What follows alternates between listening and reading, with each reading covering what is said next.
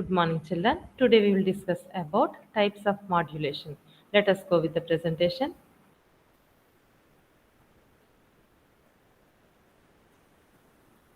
Types of modulation.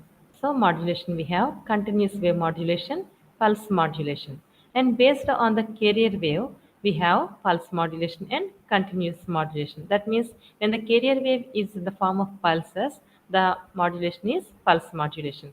If the carrier wave is continuous, the modulation is continuous wave modulation. And here for the continuous wave modulation or when the carrier wave is continuous, we have again amplitude modulation, angle modulation. So amplitude modulation represented with AM and angle modulation here.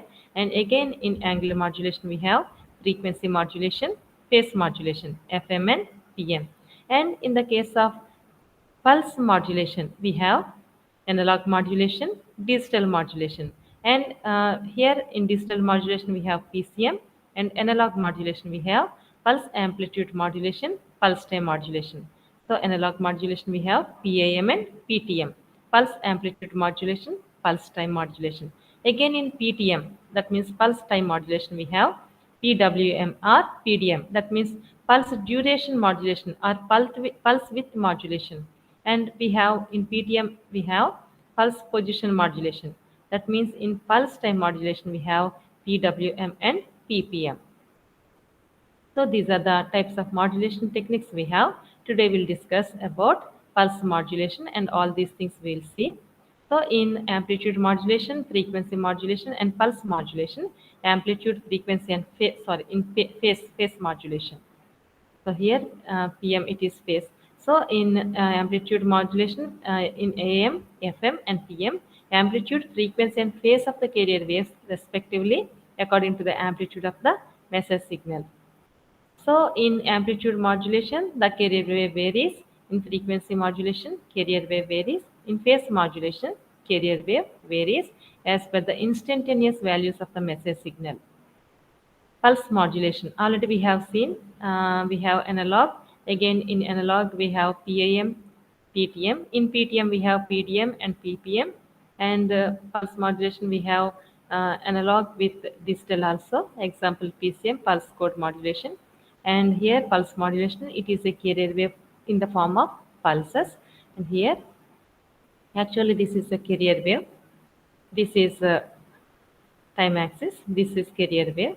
And here if we see in the pulse modulation, carrier wave is in the form of train of pulses. In the case of pulse modulation, carrier wave is in the form of train of pulses. So carrier wave is continuous in nature, but in this case will be in the form of pulses. Let us see. So analog modulation, we have PAM, pulse amplitude modulation. So what is pulse amplitude modulation? So modulation in which instantaneous amplitude of the pulsed carrier is varied according to the message signal. That means here modulation, the pulse amplitude modulation in which instantaneous amplitude of the pulsed carrier is varied according to the message signal. So similar to the amplitude modulation, it is PAM which is similar to the amplitude modulation, but carrier wave in which here it is in the form of pulsed form and it is continuous form in PAM. So pulsed time modulation, PTM. So in this modulation, pulsed carrier wave is varied on the time axis horizontally. Pulsed wave is varied on the time axis horizontally. So pulse time modulation, here we have PPM and PWM. So first we will see about pulse width modulation, PWM.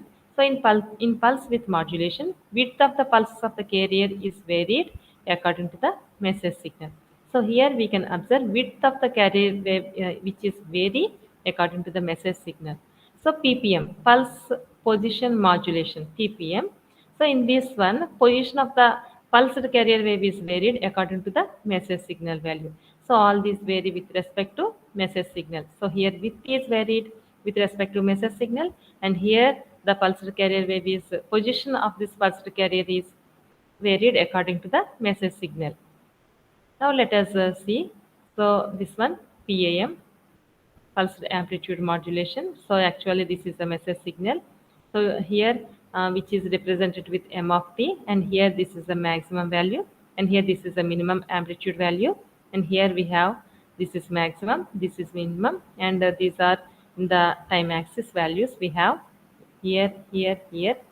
These are the amplitudes, and here maximum amplitude, minimum amplitude of the message signal.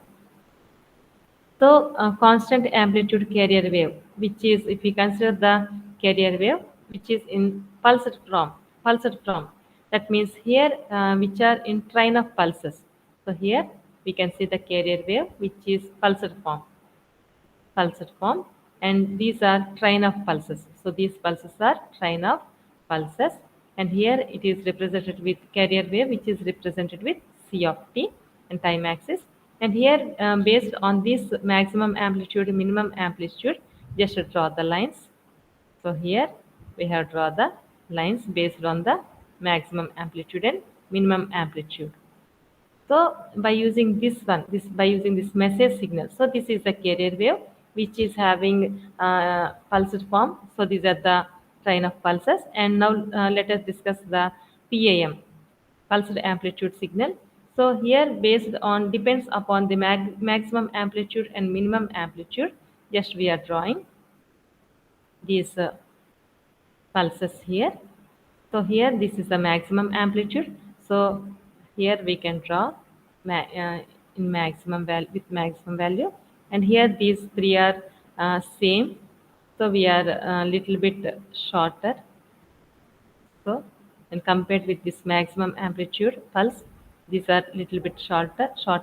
Three are in the same uh, pulses, and this is the minimum amplitude. We have drawn the minimum amplitude pulse here. So this is pulsed amplitude modulation signal.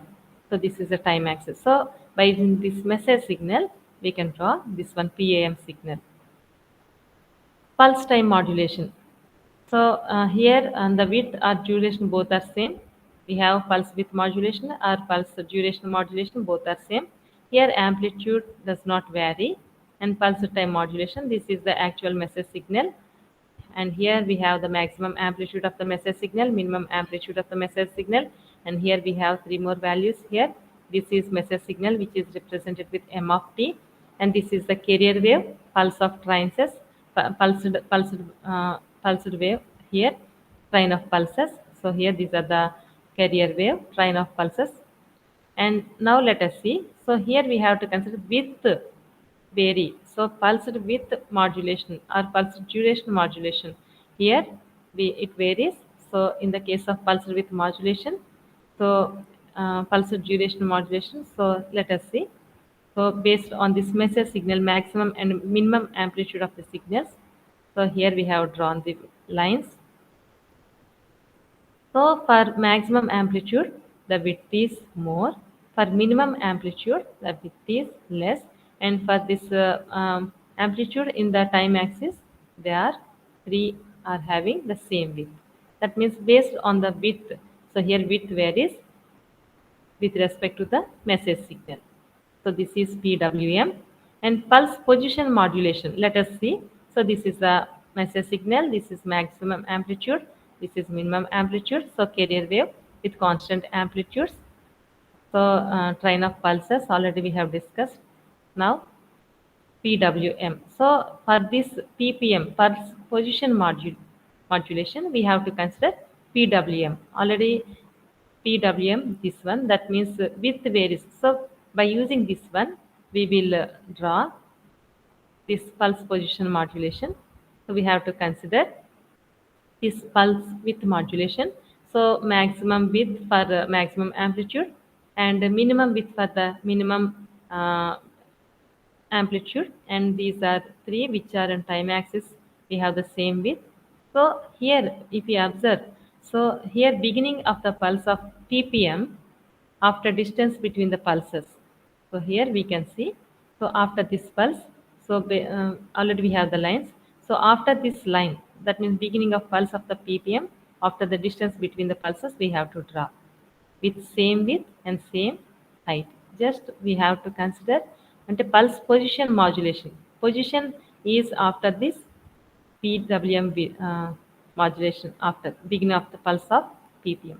So here this one. So this is like pulse position modulation. So after this one, we have to consider, we have to draw. So this one, pulse position modulation. Now let us see the pulse code modulation. So digital pulse mode modulation technique we'll see. So here it converts analog signal into the digital signals binary. That means here by using PCM, we are going to convert analog into the digital signal. So here we will consider the sampling and quantization. So this is the actual original signal time axis. We'll consider here sampling and quantization for this pulse code modulation. So here this is the sample signal. So these are the samples. So based on this original signal, we have consider here sample signals. So this is the samples. So quantized signal. So number of levels. So here we have divided the levels.